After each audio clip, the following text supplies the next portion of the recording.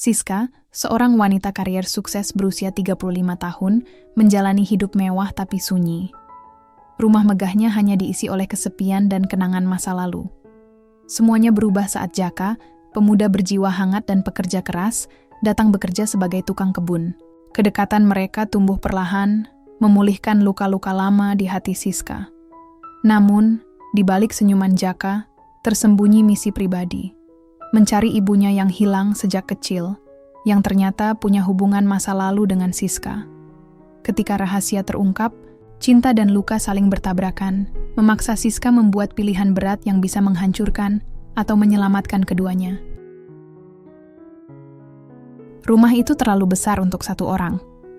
Terlalu sepi, terlalu sunyi.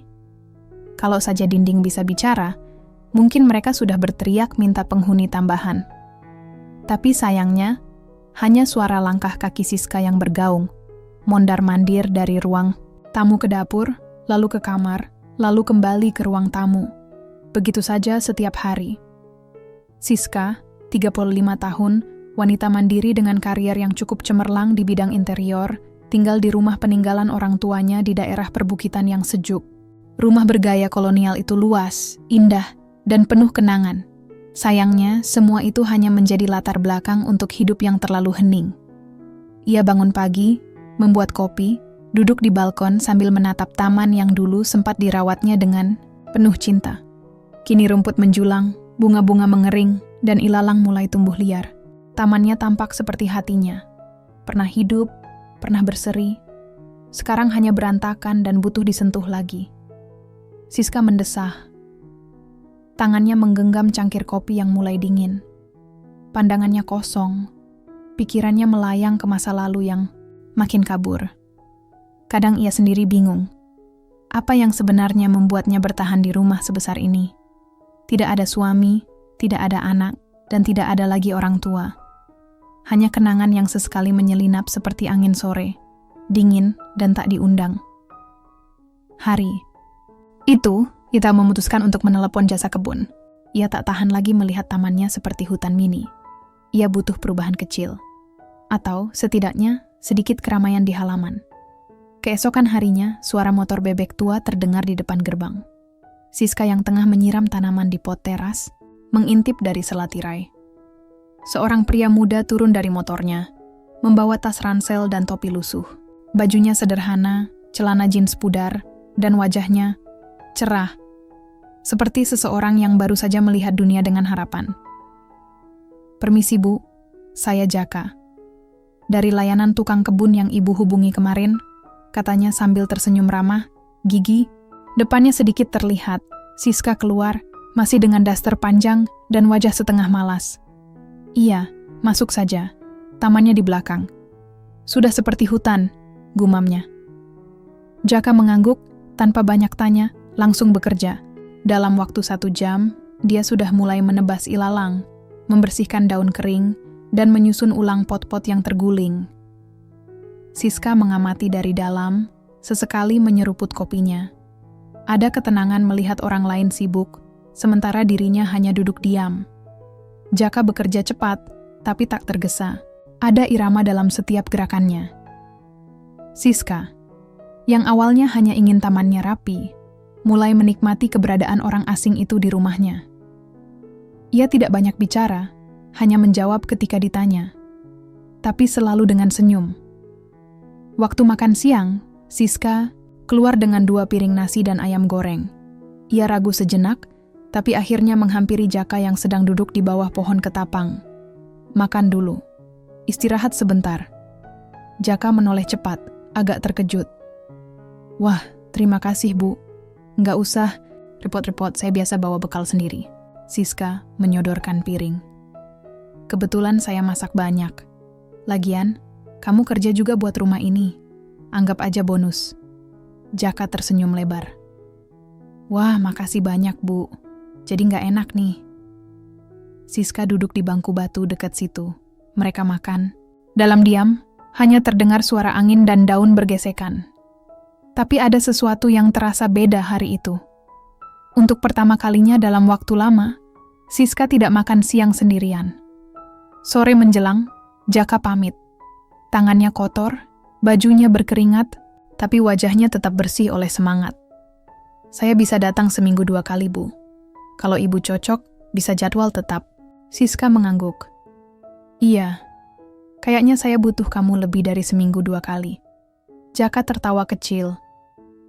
Siap, Bu. Setelah Jaka pergi, Siska berdiri di depan tamannya.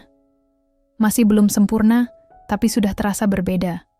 Seperti seseorang telah membuka jendela di kamar gelap dan udara segar mulai masuk. Ia tersenyum kecil, pertama kalinya dalam waktu yang lama. Malam itu, Siska duduk di ranjangnya sambil menatap langit-langit. Pikirannya kembali ke wajah Jaka yang penuh semangat. Ia tidak tahu kenapa, tapi untuk pertama kalinya, suara-suara dalam kepalanya tidak lagi mengajaknya berdebat. Hanya ada keheningan yang hangat. Dan untuk pertama kalinya, rumah besar itu tidak terasa terlalu sepi. Pagi itu, sinar matahari menembus jendela besar ruang makan seperti biasa. Tapi ada yang berbeda. Siska duduk sambil mengaduk-aduk kopinya tanpa terburu-buru. Tak ada deadline hari itu. Tak ada panggilan meeting. Hanya rasa penasaran. Dia melirik taman lewat jendela. Rumput yang kemarin dipangkas mulai menunjukkan wajahnya yang rapi. Barisan pot yang tadinya terbalik kini berdiri tegak. Di antara semua itu, ada kursi taman kayu yang biasanya dibiarkan berdebu, kini tampak bersih dan mengundang. Dia rajin juga, gumam Siska sambil mengangguk sendiri. Seperti janjinya, Jaka datang lagi pagi itu. Motor tuanya kembali meraung pelan di depan gerbang. Kali ini Siska sudah siap. Ia bahkan menyambut Jaka di pintu dengan senyum kecil dan segelas air putih. "Pagi, Bu," sapa Jaka sambil menurunkan topinya dan mengelap keringat tipis di dahi, padahal belum mulai bekerja. "Pagi. Langsung ke belakang, atau mau minum dulu?" Jaka menatap gelas itu dengan heran, lalu tertawa. "Wah, ini servis makin meningkat ya. Nanti saya jadi keenakan, Bu." Siska mendengus pelan. "Minum aja dulu, gak usah banyak komentar." Mereka berdua tertawa, dan seperti itu saja. Jarak yang kemarin masih terasa kaku mulai mencair. Hari itu Jaka melanjutkan pekerjaannya memangkas tanaman liar, menyiram bunga, dan menyusun ulang batu-batu taman kecil di sudut halaman. Ia bekerja dengan penuh perhatian, seolah tiap daun punya cerita sendiri. Siska yang awalnya hanya mengamati, dari jauh, akhirnya ikut turun tangan. Bukan karena ingin membantu, tapi karena penasaran. Saat melihat Jaka menyusun batu dengan pola aneh, ia tak bisa menahan diri. "Kamu bikin apa sih? Ini taman atau altar pemanggil hujan?" tanyanya. Menahan tawa, Jaka berhenti dan menoleh. "Ini namanya taman batu, Bu. Estetik, biar adem dilihat. Kayak di Jepang-Jepang gitu." Siska menyipitkan mata. "Kamu tahu soal taman Jepang?" Jaka mengangguk bangga. "Dulu pernah kerja sama arsitek lanskap, Bu. Nggak lama sih, cuma 6 bulan. Tapi lumayan dapat ilmu. Saya suka hal-hal yang tenang, adem." Siska terdiam sebentar. Ada sesuatu dalam suara Jaka yang terdengar lebih dalam dari biasanya. Mungkin karena cara dia bicara soal ketenangan, terdengar seperti seseorang yang sudah lama mencarinya. "Kamu orang kota sini?" tanya Siska. Akhirnya, Jaka menggeleng. "Enggak, saya dari Jawa Tengah. Tapi sejak kecil pindah-pindah. Terakhir tinggal di kota ini, numpang sama saudara." "Orang tuamu?" Jaka terdiam sejenak, lalu menjawab sambil tersenyum tipis. "Bapak saya meninggal waktu saya masih kecil. Ibu saya, ya, bisa dibilang hilang. Nggak tahu kemana. Tapi, katanya dulu dia pernah tinggal di sekitar kota ini." Siska menelan ludah. Ada rasa asing yang muncul mendengar kalimat itu, tapi ia belum bisa menangkapnya. "Oh, maaf kalau nanyanya terlalu pribadi," ujar Siska pelan. "Nggak apa-apa, Bu. Saya udah biasa ditanya soal itu. Kadang malah saya senang, jadi ada yang ingat buat nanya." Percakapan itu berakhir dengan keheningan yang anehnya tak terasa canggung. Seperti dua orang yang duduk di halte. Tak saling kenal, tapi sama-sama menikmati ketenangan menunggu. Hari-hari berikutnya terasa berbeda bagi Siska.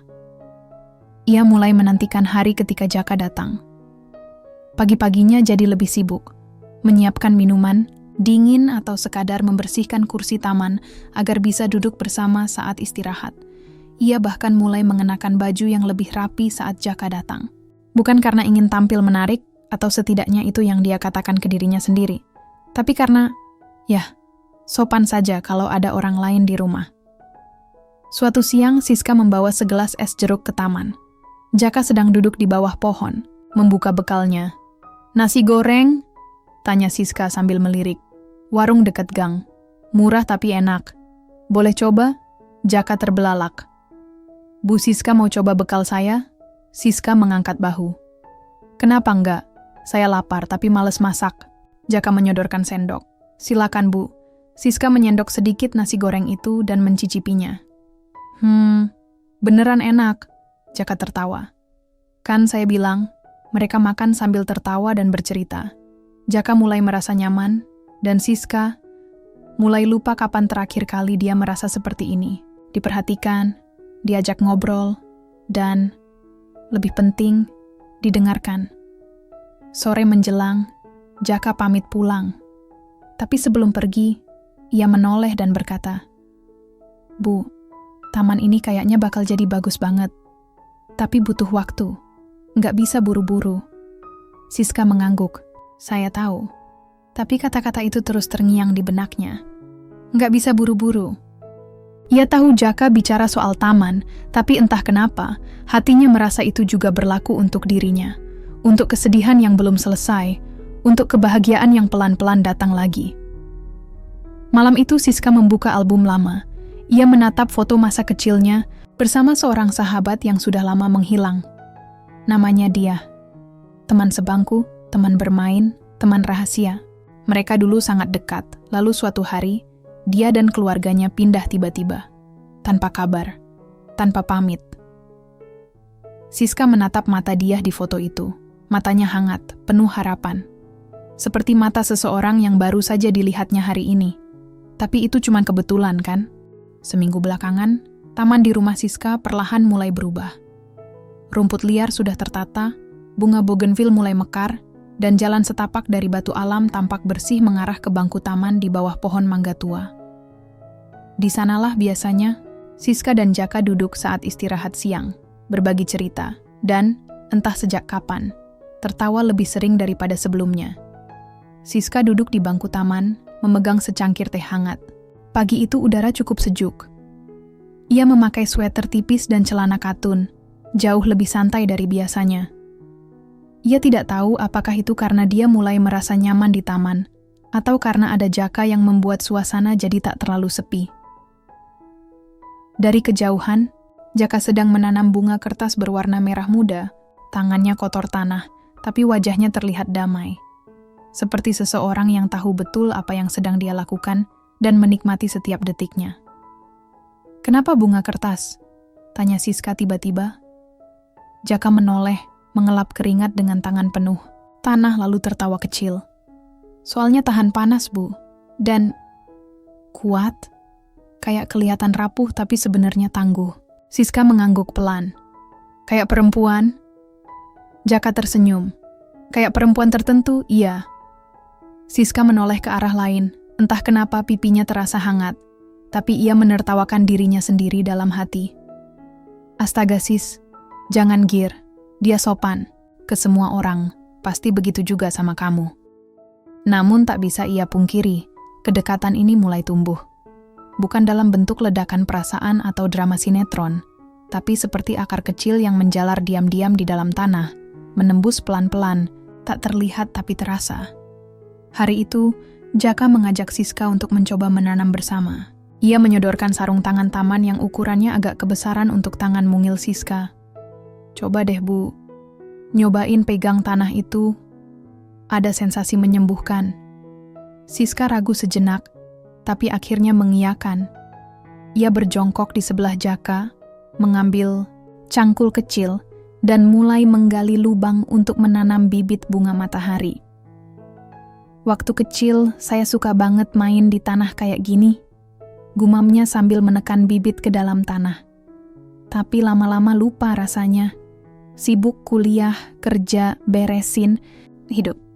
Jaka menatapnya sejenak sebelum menjawab pelan. Kadang kita terlalu sibuk beresin hidup, sampai lupa ngerasain hidup itu sendiri. Siska menatap Jaka, lama. Ada kedalaman dalam kalimat itu yang menampar lembut hatinya.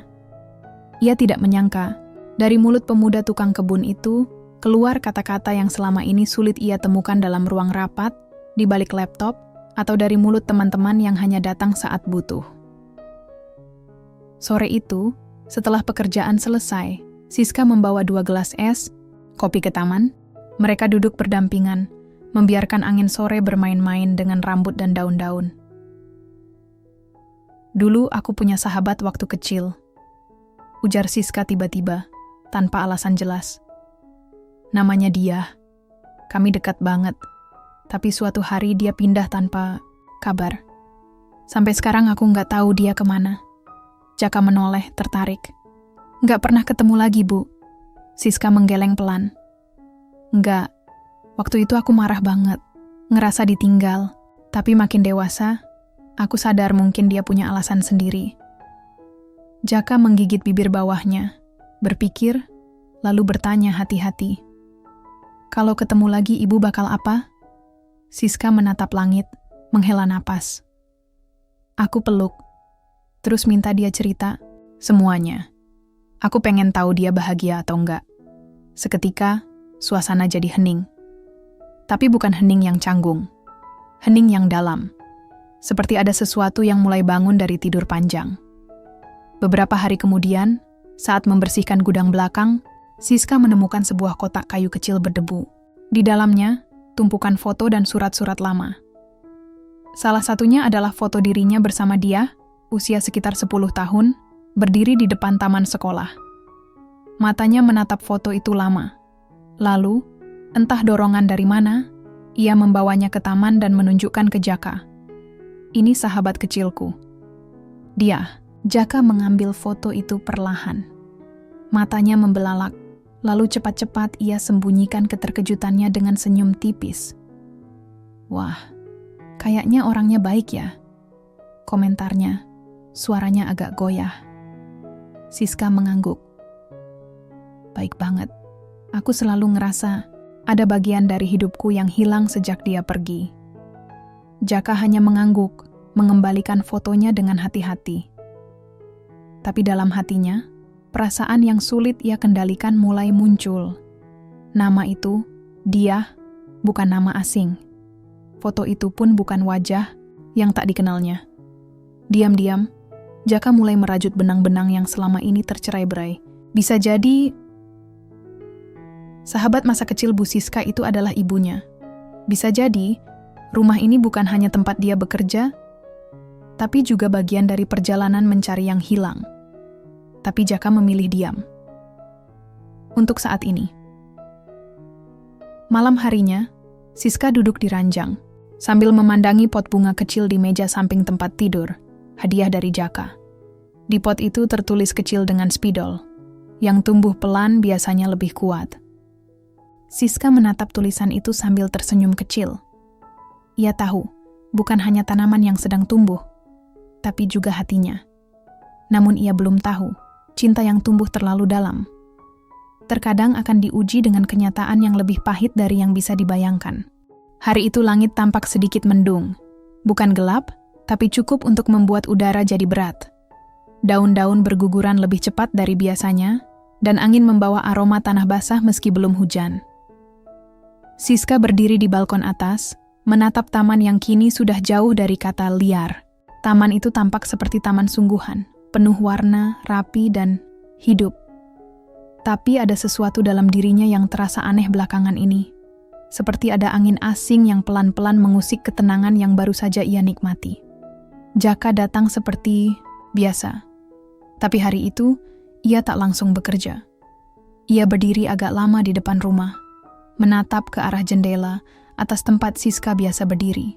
Saat Siska membuka pintu, Jaka tersenyum seperti biasa, tapi senyumnya tak seterang biasanya. "Pagi, Bu," sapanya. "Pagi." Tumben diam dulu di depan. "Lagi ngumpulin tenaga," jawab Jaka, setengah bercanda, setengah tidak. Mereka berjalan ke taman. Jaka mulai memeriksa tanaman, menyiram pot-pot, dan memperbaiki pagar kecil yang sempat patah kena angin malam. Tapi Siska bisa merasakan, gerakannya tak seceria biasanya. Ada sesuatu yang ia pikirkan, dan Jaka bukan tipe yang bisa menyembunyikan pikirannya dengan baik. "Kamu kenapa, Jak?" tanya Siska akhirnya. Jaka menoleh cepat. "Enggak, Bu. Enggak apa-apa." "Kamu bukan tipe yang jago bohong, tahu." Jaka tertawa kecil, lalu duduk di bangku taman. "Bu Siska tahu enggak? Saya datang ke kota ini bukan cuma buat cari kerja." Siska mengerutkan dahi, duduk di sebelahnya. "Terus, saya lagi nyari seseorang." Ia menunduk, memainkan kerikil di kakinya. "Ibu saya, namanya Dia." Nama itu menghantam Siska seperti gelas kaca yang pecah di lantai keramik.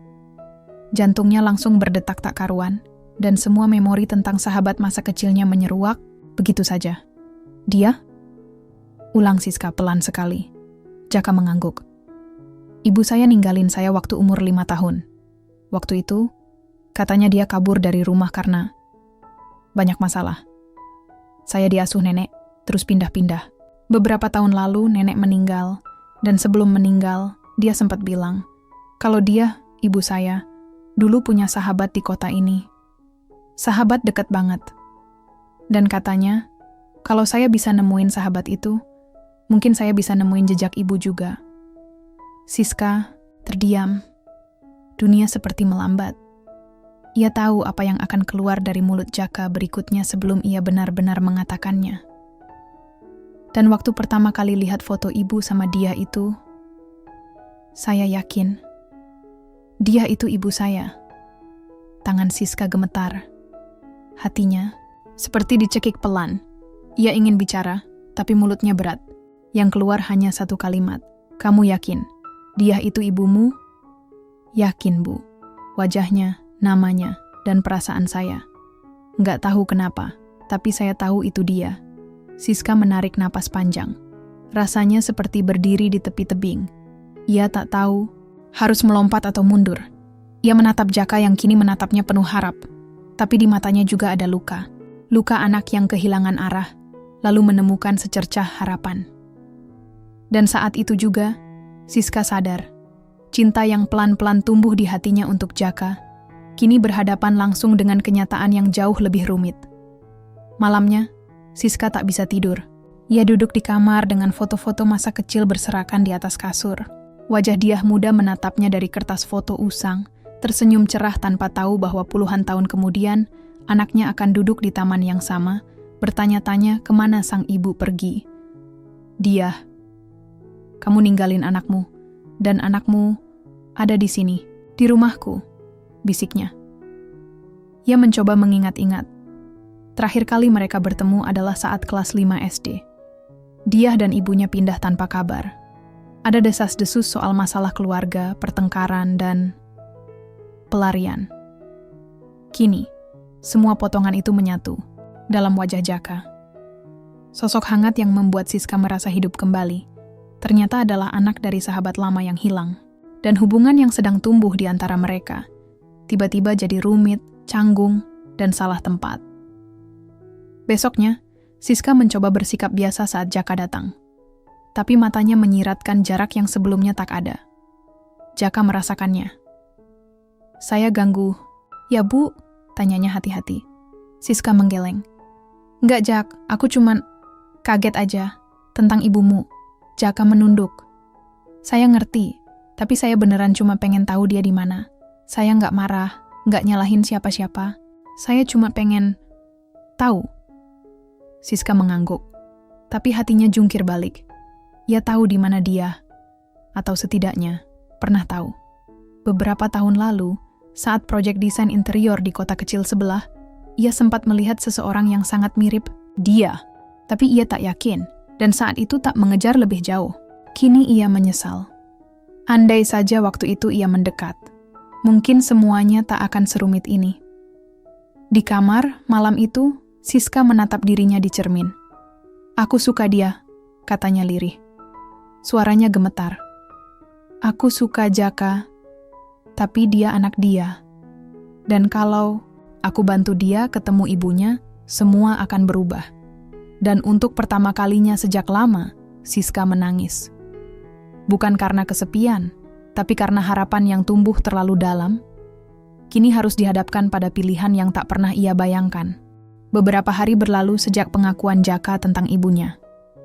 Siska mencoba menjalani hari seperti biasa, membuat kopi di pagi hari, membaca buku, dan memeriksa taman yang semakin cantik. Tapi ada yang berubah. Bukan di taman, bukan pada bunga-bunga yang sedang mekar, tapi di dalam dirinya. Setiap kali Jaka datang dan menyapa dengan senyum hangatnya, hati Siska mencelos. Bukan karena tidak suka, tapi justru karena terlalu suka. Dan kini, perasaan itu berubah jadi beban yang tak bisa ia lepaskan. Siska mulai menjaga jarak. Tak lagi duduk terlalu lama di taman bersama Jaka. Tak lagi menawari makanan seperti dulu. Dan Jaka, yang peka terhadap perubahan sekecil apapun, tentu merasakannya. Bu, Jaka akhirnya angkat bicara suatu sore. Mereka berdiri di taman, di antara bunga matahari yang baru mulai tumbuh. Kalau saya ngelakuin sesuatu yang bikin ibu gak nyaman, saya minta maaf. Siska menunduk. Angin sore berembus pelan, membuat dedaunan berdesir seperti menyuruhnya bicara. Bukan kamu yang salah, Jak. Ini semua cuma rumit. Jaka menatapnya lama. Ini tentang ibu saya, ya? Siska menatap balik. Matanya merah, tapi tetap tegas. Aku tahu di mana dia. Jaka terpaku. Serius? Siska mengangguk pelan. Aku belum yakin 100%, tapi beberapa tahun lalu, aku lihat dia. Waktu kerja di kota sebelah. Dia beda, lebih tua, lebih kurus. Tapi aku yakin itu dia. Jaka mendekat. Kenapa nggak bilang dari awal? Siska menghela napas panjang. Karena aku takut. Karena aku suka sama kamu, Jak. Suasana tiba-tiba hening. Burung-burung yang biasanya ribut di sore hari pun seperti ikut diam. Aku nggak pernah nyangka perasaan ini muncul. Lanjut Siska. Suaranya mulai bergetar. Awalnya cuma senang ada teman ngobrol, tapi lama-lama kamu jadi bagian dari hari-hariku. Dan ketika tahu kamu anak dia, sahabatku sendiri, semuanya jadi kacau. Jaka menatapnya, wajahnya sulit dibaca, antara bingung, terluka, dan tersentuh. Saya juga ngerasain yang sama, Bu, katanya akhirnya. Saya nggak tahu kapan tepatnya, tapi tiap kali ibu senyum, atau pas kita duduk bareng di taman, saya ngerasa tenang. Ngerasa pulang. Kalimat itu membuat air mata Siska jatuh. Ia menutup wajahnya, menahan isak yang sudah tak bisa dibendung.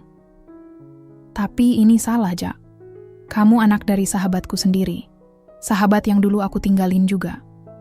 Yang nggak pernah aku cari. Sekarang aku malah jatuh cinta sama anaknya. Jaka maju selangkah tapi ragu. Cinta itu nggak salah, Bu. Yang bikin salah itu, kalau kita memaksa, atau kalau kita bohong.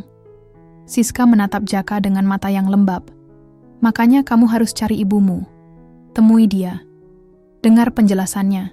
Dan setelah itu, mungkin kamu nggak akan pernah lihat aku dengan cara yang sama lagi. Malamnya, Jaka duduk di kamarnya yang sempit, memandangi foto dia yang ia dapat dari dompet tua neneknya. Di sampingnya, foto lama dari Siska dan dia yang diam-diam, ia ambil salinannya dari album Siska, tergeletak di meja. Ia tahu Siska benar, ia harus bertemu ibunya. Bukan hanya demi penjelasan, tapi demi menyusun kepingan hidupnya yang selama ini terasa kosong. Tapi di sisi lain, ia merasa seperti akan kehilangan sesuatu yang jauh lebih berharga, rasa tenang yang baru saja ia temukan bersama Siska. Keesokan harinya, Siska memberinya alamat rumah tempat ia pernah melihat dia beberapa tahun lalu. Kota kecil berjarak 2 jam perjalanan dari tempat mereka tinggal. Kalau kamu ke sana dan ternyata dia benar-benar ibumu, peluk dia dari aku juga, kata Siska, berusaha tersenyum meski bibirnya gemetar. Jaka mengangguk. Dan kalau dia bukan, saya tetap balik ke sini. Siska ingin percaya, tapi hatinya tahu. Sekalipun Jaka kembali, semuanya tak akan pernah sama lagi. Beberapa hari berlalu tanpa kabar. Siska mencoba mengalihkan diri dengan pekerjaan, membaca buku, bahkan mencoba membersihkan taman sendirian. Tapi tak ada yang bisa menggantikan kehadiran Jaka. Pada malam kelima sejak Jaka pergi, hujan turun deras. Siska duduk di sofa ruang tamu, menatap pintu yang tertutup rapat, seperti hatinya. Tiba-tiba suara motor berhenti di depan. Siska langsung berdiri, jantungnya berdetak cepat. Pintu diketuk pelan. Saat ia membukanya, Jaka berdiri di ambang pintu. Basah kuyup, matanya merah, tapi wajahnya penuh kelegaan. "Dia masih hidup, Bu," katanya. "Saya ketemu dia." Siska menutup mulutnya, menahan napas. "Dia?" Jaka mengangguk. "Dia tinggal sendirian, dia minta maaf, dia cerita semuanya." Siska mempersilakan Jaka masuk, memberinya handuk dan segelas teh hangat. Mereka duduk di ruang tamu. Tak ada yang bicara selama beberapa menit. Hanya suara hujan yang menemani. Akhirnya, Jaka berkata, "Saya tahu perasaan saya ke ibu salah tempat, tapi perasaan itu nyata. Dan saya nggak tahu harus gimana sekarang." Siska menatapnya. "Kita nggak harus tahu sekarang, Jak. Kadang, yang kita perluin cuma waktu. Dan keberanian buat jujur sama diri sendiri." Jaka tersenyum kecil. "Terima kasih, Bu. Udah bantu saya nemuin ibu saya. Kalau bukan karena ibu, saya nggak akan sampai sejauh ini." Mereka berdua saling menatap. Tak ada pelukan, tak ada kata cinta. Tapi dalam diam, ada perpisahan yang menggantung. Mungkin untuk sementara, mungkin untuk selamanya. Sejak kepulangan Jaka dari kota tempat ibunya tinggal, suasana di rumah Siska berubah. Bukan seperti ada yang hilang, tapi seperti ada ruang kosong yang dibiarkan terbuka. Tidak ditutup paksa, hanya diberi waktu untuk bernapas. Jaka tak langsung kembali bekerja di taman. Ia datang beberapa kali, hanya untuk mampir, duduk di bangku taman, mengobrol sebentar, lalu pamit. Siska pun tak menahan. Mereka sama-sama tahu, sesuatu dalam hubungan mereka harus ditata ulang. Tidak bisa lagi dibungkus senyum-senyum ringan dan tawa sesaat. Suatu sore, hujan baru saja reda. Udara wangi tanah basah menyelimuti taman yang perlahan tumbuh hijau kembali. Siska menyeduh teh jahe hangat, membawanya keluar ke taman di mana Jaka sudah duduk lebih dulu. "Aku suka suasana habis hujan," kata Siska membuka percakapan. "Sejuk, bersih, dan segalanya terasa baru." Jaka menoleh, tersenyum. "Kayak hati kita ya?" Siska tertawa kecil. "Kamu masih bisa aja ngelucu dalam situasi begini." Jaka menarik napas panjang. "Bu Siska, ibu dia, ibuku, nangis waktu tahu saya nemu kamu. Dia bilang kamu itu satu-satunya orang yang dia sesali nggak pamit waktu pergi dulu." Siska terdiam. Tiba-tiba, semua kenangan masa kecil mereka berkelebat. Main lompat tali di halaman sekolah. Berbagi bekal di bangku panjang. Dia kecil dengan senyum cerah dan mata penuh semangat. "Aku juga nyesel nggak pernah nyari dia," ucap Siska pelan. "Terlalu sibuk sama hidupku sendiri." "Dia pengen ketemu kamu," kata Jaka. "Bilang, kalau Siska masih marah, bilang aku nggak apa-apa dipukul dulu, asal mau ngobrol." Siska tertawa, matanya berkaca-kaca. Itu gaya ngomong dia banget. Jaka mengangguk. "Saya bisa aturin pertemuan kalian kapanpun, tapi nggak mau maksa. Saya tahu ini semua terlalu cepat." Siska menggenggam cangkirnya erat-erat. Ada bagian dari dirinya yang masih belum siap, tapi ada pula bagian yang sangat ingin bertemu dengan masa lalu yang selama ini ia kubur. "Aku akan ketemu dia," katanya akhirnya. "Tapi aku minta waktu sebentar." Jaka mengangguk pelan. "Saya ngerti, Bu. Saya tunggu." Mereka terdiam. Hujan sudah benar-benar reda. Langit sore membuka semburat jingga di antara awan tipis. Keesokan harinya, Siska mulai menulis surat. Bukan email, bukan pesan singkat, tapi surat betulan. ia merasa surat lebih jujur, lebih hangat, lebih terasa manusiawi. Surat itu ia tujukan pada dia. Ia menuliskan semuanya, tentang rasa kehilangan, marah, sepi, dan bagaimana kehadiran Jaka secara tak sengaja membuka semua luka lama yang belum sembuh. Di akhir surat, ia menulis, "Aku ingin memelukmu lagi, dia. Bukan sebagai pengingat masa lalu, tapi sebagai awal dari yang baru." Surat itu ia serahkan pada Jaka dengan hati-hati, seperti menyerahkan potongan hatinya sendiri. Beberapa hari kemudian, dia datang. Tidak langsung ke rumah, tapi ke kafe kecil yang Siska pilih di pusat kota. Tempat netral, tempat aman. Saat mereka bertemu, tak ada kata yang keluar selama 1 menit pertama. Hanya pelukan lama yang penuh dengan isak dan tawa kecil. Seolah waktu yang hilang, langsung tersambung kembali. "Maaf," kata dia sambil memeluk erat. "Aku nggak tahu cara pamit yang baik waktu itu." Siska memeluk lebih erat lagi. "Dan aku nggak tahu caranya nyari kamu." Mereka tertawa, menangis, dan berbagi cerita selama berjam-jam. Tentang hidup masing-masing. Tentang pilihan yang salah dan langkah yang sempat salah arah. Tapi semuanya terasa ringan, karena kini mereka saling menemukan kembali. Beberapa hari setelah pertemuan itu, Jaka kembali bekerja di taman. Siska menyambutnya dengan senyum hangat dan segelas es teh. Mereka berjalan menyusuri taman yang kini penuh warna. "Terima kasih udah temuin aku sama dia," ucap Siska. Jaka mengangguk. "Terima kasih juga udah bantu saya temuin dia.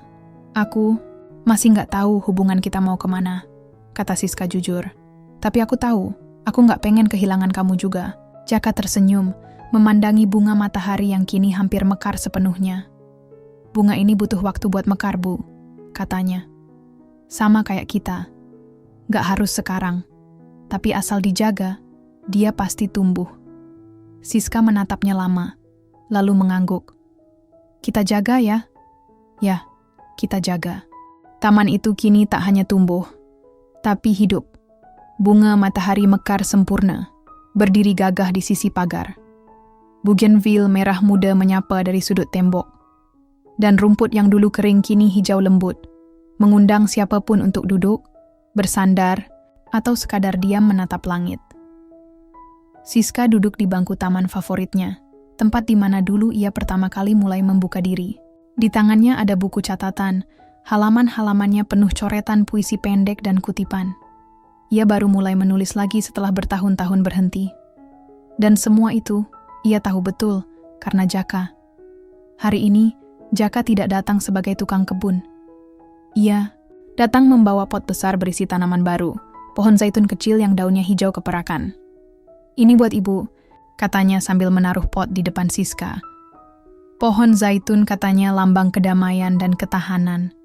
"Saya pikir, cocok buat kita." Siska tersenyum, menatap pohon kecil itu dengan mata berkaca-kaca. "Terima kasih, Jak. Ini cantik banget." Mereka duduk bersebelahan, tak banyak bicara. Tapi diam mereka kali ini bukan karena canggung, bukan karena luka. Diam mereka damai. "Aku udah mulai nulis lagi," ujar Siska pelan. Jaka menoleh. "Serius? Yang kayak dulu? Cerpen? Puisi?" "Campur aduk. Tapi sekarang, nulisnya bukan buat lari dari sepi, tapi buat nyimpen apa yang aku rasain, supaya nggak hilang." Jaka tersenyum lebar. "Saya bangga." Siska menutup bukunya, lalu menatap Jaka serius. "Jak, aku nggak tahu hubungan ini bakal jadi apa. Mungkin kita cuman akan berteman. Mungkin lebih, mungkin enggak. Tapi satu hal yang aku tahu, kamu datang ke hidupku kayak hujan di tengah kemarau, bikin semuanya tumbuh lagi." Jaka menatapnya. "Dan ibu kayak taman yang saya rawat. Saya pikir rusak, tapi ternyata cuma butuh disentuh dengan hati-hati." Siska tertawa kecil. "Kamu bisa jadi penyair kalau nggak jadi tukang kebun." "Mungkin penyair di sela-sela nyangkul," balas Jaka sambil tersenyum. Mereka tertawa bersama, tawa yang ringan, yang bukan dibuat-buat. Tawa orang-orang yang saling menyembuhkan, bukan saling mengisi kekosongan, tapi saling memberi ruang untuk tumbuh. Beberapa minggu kemudian, Diah datang berkunjung ke rumah. Ia membawa kue bolu buatannya sendiri, seperti dulu waktu kecil saat ia dan Siska saling tukar bekal. Mereka makan bersama di taman, bertiga, Siska, Jaka, dan Diah. Seperti keluarga yang menemukan kembali apa yang dulu hilang. Diah duduk di bangku taman sambil menatap ke sekeliling. Aku nggak nyangka, taman ini bisa jadi cantik banget. Siska tersenyum sambil menatap Jaka, yang ngerawat tukang kebun terbaik yang pernah aku temuin. Diah ikut tersenyum, matanya menatap anaknya penuh rasa bangga dan haru. Aku pikir, aku nggak pantas dapat akhir yang bahagia, ucap dia pelan. Tapi ternyata, hidup masih mau kasih aku kesempatan. Bukan akhir, kata Jaka. Ini awal, Bu. Dan memang benar, ini bukan akhir. Karena hidup bukan soal menyelesaikan, tapi soal menyambung. Menyambung luka dengan maaf. Menyambung sepi dengan kehadiran. Menyambung cinta, bukan karena harus, tapi karena ingin tumbuh bersama. Beberapa bulan kemudian, taman itu tak hanya jadi tempat istirahat Siska, tapi juga tempat baca gratis, tempat anak-anak tetangga bermain, dan kadang tempat Jaka mengajari cara menanam bagi siapapun yang mau belajar. Orang-orang menyebutnya Taman Sembuh. Sebagian karena memang suasananya tenang. Sebagian lagi karena mereka tahu taman itu telah menyembuhkan dua hati yang pernah luka, Siska dan Jaka. Dan di sana, di bawah pohon zaitun kecil yang kini mulai tinggi, berdiri bangku kayu dengan tulisan kecil. Yang tumbuh pelan biasanya lebih kuat.